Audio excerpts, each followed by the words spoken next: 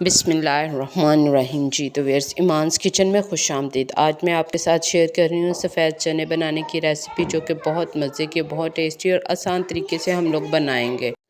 मैं आपके साथ जिस तरीके से शेयर कर रही हूँ, बहुत आसान तरीके से, बहुत मज़े के और बहुत टेस्टी बनते हैं। इसके लिए सबसे पहले मैंने लहसुन और प्याज को काट के इसको प्रेशर कुकर में बना रही हूँ।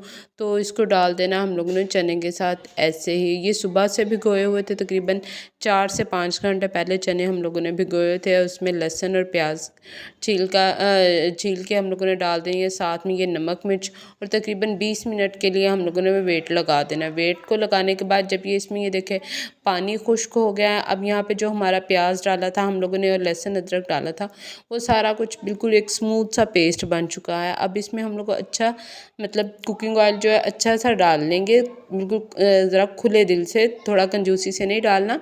तो उसके साथ फिर हम इसकी भुनाई करेंगे। इसकी जब हम भुनाई करेंगे तो इसमें जो हम लोग बाज़ार से अक्सर लाते हैं चने, उसमें जो बहुत मज़े का उसकी ग्रेवी बनी होती है। जब हम इसमें डाल के इसकी भुनाई करते जाएंगे ना, तो वो जो अलग से हम लोगों ने चने डाल के पीस के उसमें शामिल करना था, वो चीज़ें हमें कुछ नहीं करनी पड़ेंगी। बिल्कुल इसी तरीके से जब हम लोग इसकी भुनाई करते जाएंगे, तो वो जो लहसुन प्याज का पेस्ट था ना, वो उसका बहुत अच्छी से उसकी ग्रेवी बन जाएगी।